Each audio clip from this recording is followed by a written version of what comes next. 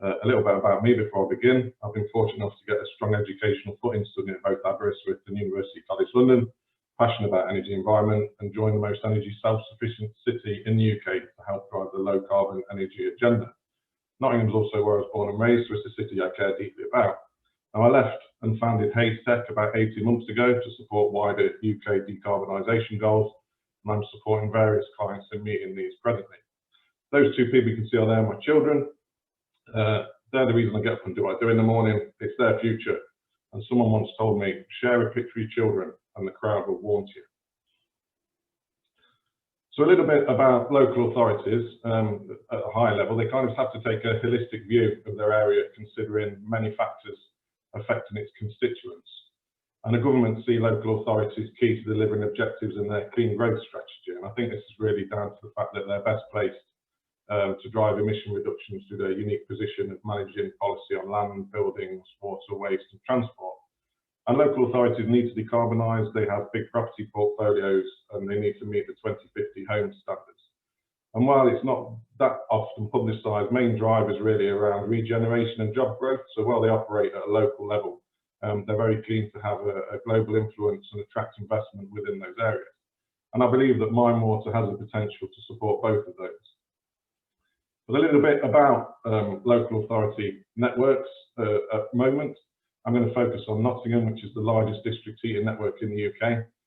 It's been operating since the 70s. There's 90 kilometres of pipework, now 70 kilometres that's subterranean, 20 kilometres is what's referred to as link mains, and that's when you go into a block of terraced housing.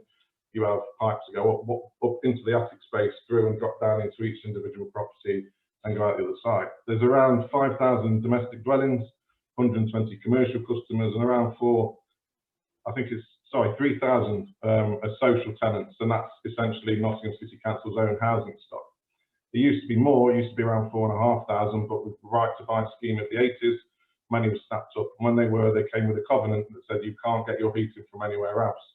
I think it was feared at the time that if too many people left, it becomes financially unviable, and that's a key point really, because there is a threshold that you need to reach for the commercials to work. Now, it outputs around 142 gigawatt hours of thermal energy, and it makes a huge impact in reducing the CO2, so that it offsets Nottingham's carbon emissions significantly. In terms of this scheme, it's owned and operated by Enviroenergy, which is a wholly owned trading arm of Nottingham City Council. There's a board of 4 directors, but they're also councillors, so it's very much a citizen-first approach in terms of benefits. There's around 40 full-time employees that's overseen by Nottingham City Council, and it's an in-house operation that covers generation, distribution, network operations, metering and billing, things like that. In terms of economy, it does create local high-skilled jobs within the city, and it also provides for those that are connected resilience against external energy market fluctuations and promotes energy self-sufficiency, and also overall cheaper energy for local businesses, so quite a win on that front. In terms of benefit, there's many opportunities obviously from the sale of heat and power, but other initiatives such as triads, ROCs, REGOs, etc. Now, I put this on to show the range of commercial customers that they have, and I suppose the point really is that, you know, heat networks are proven, they work in the local authority context, but that's part of the picture. Once you have one of these networks established, you need to understand how to grow it organically and expand. And so just to show you a sophisticated model that we've developed that helps understand the growth potential as well as establishing new heat networks. So I'm going to show you a little video, hopefully it'll work.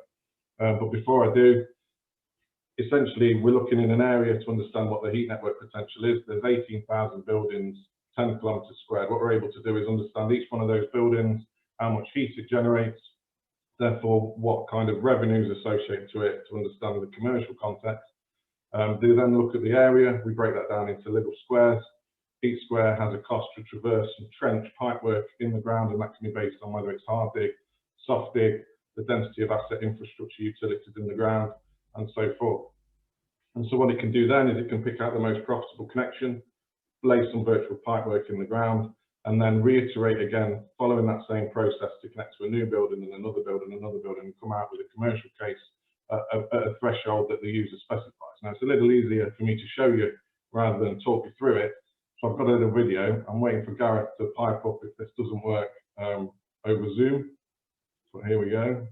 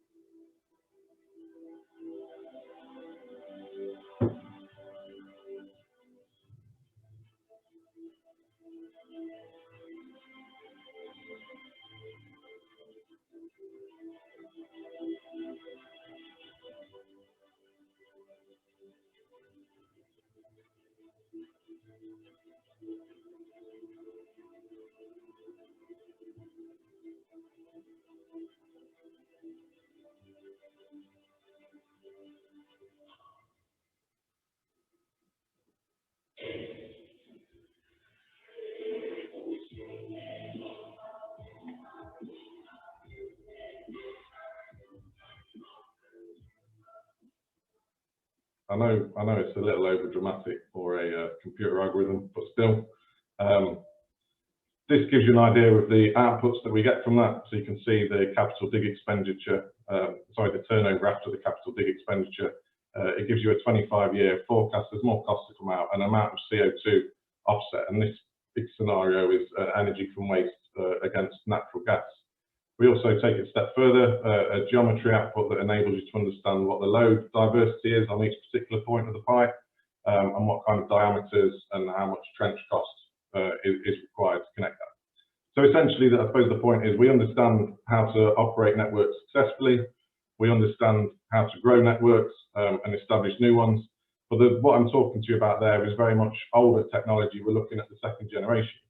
Now, when we move to the fourth and fifth generation for mine water, there's another energy vector that we're heavily reliant on, which is electricity, to uplift that heat to a usable temperature. Now, we need to understand what's happening in the electrical market, I think, to capitalise on this. So I'm going to cover that because it's quite rapidly changing. So this is the electricity generation mixed by fuel source. And just to draw your attention to the grey part here, which is wind and solar, and how significant the growth has been in recent years, and it's very decentralized in how this growth occurs. Now, how does that compare to what we thought 10 years ago, 20 years ago? These are the World Energy Organization's renewable forecast. So I suppose the point here, you can see the rate of adoption has taken everyone by surprise again and again, year after year. And why is this? Well, wind turbines can generate 100 times more power than they can 30 years ago.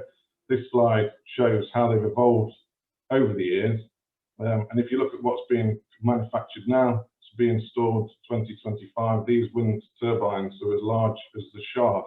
Now, if you think about that for a second, that's pretty mad. Not quite sure how they stand up. But this is only part of the picture.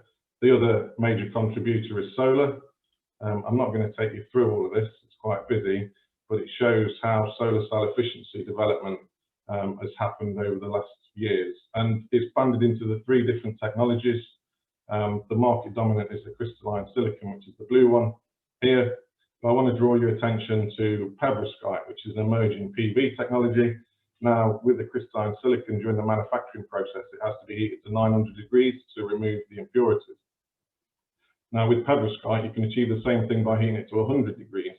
Now, this potential reduction in manufacturing costs of around 500 to 800%, and given that panels account for 67% of the costs, it could be quite a game changer. Now, if you look back around this period, 2010, there was patents that could be counted on one hand.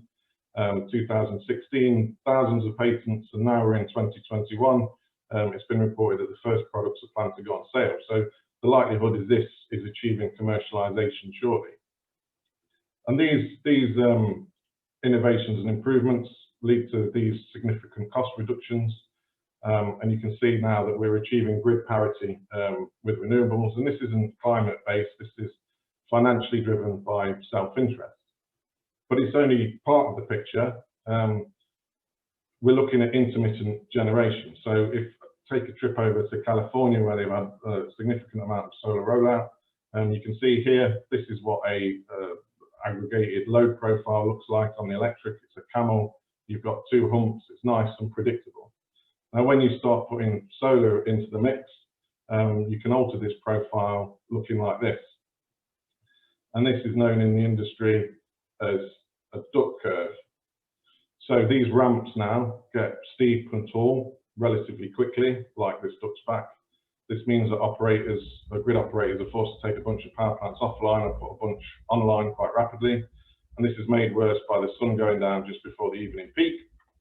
So net load goes from very low to very high very quickly. And grid operators don't like these steep ramps. It's expensive, highly polluting to turn a bunch of plants down and crank them all back up again soon after. And voltage and frequency management becomes more difficult. Now, if this duct starts to get really fat and its belly starts hanging close to the bottom, net load gets closer and closer to zero around midday, and that means all the peak plants get shut down, all the intermediate plants get shut down, some of the base load plants get shut down, all to get ramped up a few hours later. And that kind of method of operating is hugely expensive. Now, if we take a look at Hawaii, this was referred to as the Nessie curve several years ago, and they had unregulated, uncontrolled solar PV, which essentially caused the whole island backfeed, essentially, which turned the island into a power station with nowhere for it to go. And it causes all sorts of technical and operational challenges. Now, one potential solution to this is battery storage, chemical battery storage. Prices have dropped significantly for lithium ion, around 80% since 2010, predicted to drop by 93% by 2030. And essentially, intense price competition is leading manufacturers to develop new chemistries and improve processes.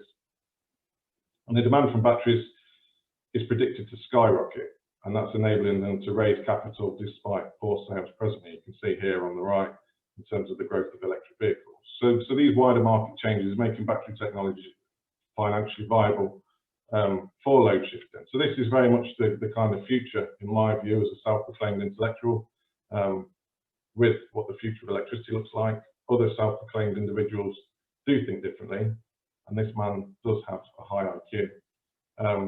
But what does storage look like in the UK at the moment? Coal is pretty much retired, so it's fairly irrelevant compared to what it used to be. Crude oil, where you can make better things from crude oil than burning it. Diesel stocks have an environmental impact. Natural gas, we closed quite a large store up north not too long ago. So the general trend is it's decreasing.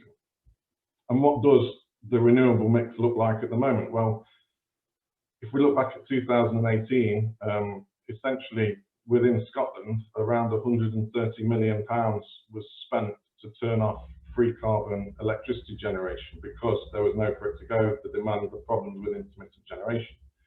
And we in the UK operate a regulated asset base for electricity, so that means every customer that's connected to that network has to pay, i.e. every residential property in the UK near enough.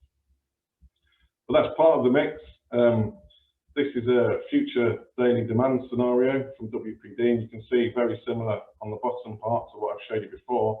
But then what happens when you introduce heat pumps and electric vehicles to that, and you start to see these huge ramps. Now, storage can play a part in this, but so can also is being more efficient with the heat pumps. If we can use mine water, for instance, to have better COPs, then we can see some marked difference in the heat pump consumption here. Now, thermal storage can play a part in this as well, which is what we generally refer to as demand turn-up. So when there's low demand, we generate more demand and then we store that heat for use later. And it's common practice to do this abroad. If we look over in Denmark, here's a Horus facility. They've got a 15,000 meter cube water storage facility, a cost of around 6 million. And it's much cheaper than chemical storage options and lasts a lot longer. But then bringing it back to the UK and mine water, this is a model that we built for Nottingham as part of understanding the potential for mine water.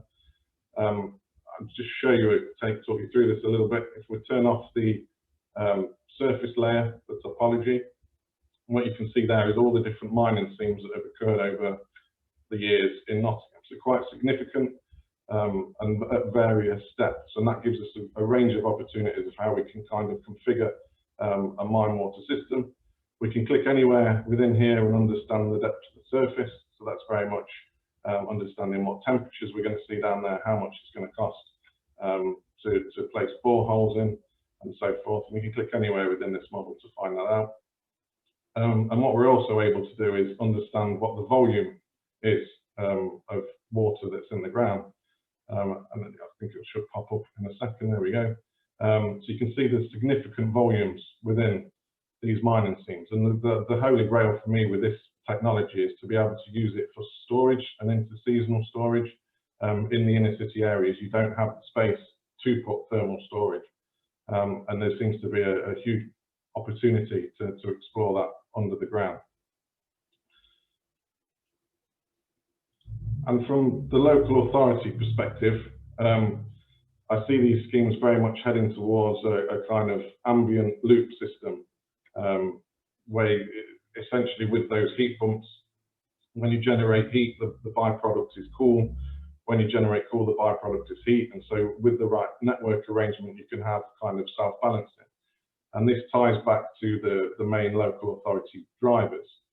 You're able to provide low carbon heat to properties, decarbonising their stock by 2050.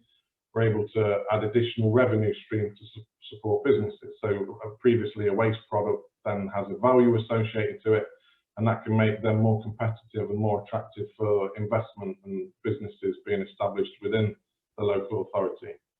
And there's also the added sweetness that this is green energy and helps to fulfill their growing corporate environmental initiatives. And then with the electricity side that I've spoken about, there really is the opportunity to provide grid support services, heat pumps and flexibility from the assets. What you can see now is with all this intermittent generation, a lot more volatility in the procurement price for electricity, and there have been points where it is negative and you're paid to consume. So there is real opportunity there to be smart about this and play it in the right way. But having said that, it is very difficult. Why bother doing any of this really? Well, if you look on the top there, this is the UK in 1974, a very hot summer. And down the bottom, not so long ago, this was a summer in the UK, back 2018. So pretty similar. But when you look at it on the global context, it makes quite a marked impact. And I suppose we need to drive these initiatives and find ways of delivering them, because I wouldn't want to envisage what this would look like in another 50 years if we didn't. So it really is down to us to make the biggest impact we can for the decarbonisation for our children of the future. And there's a little bit of information about me. Should you wish to get in touch, please do. I'm very approachable. And that kind of concludes my talk. Gareth, thank you.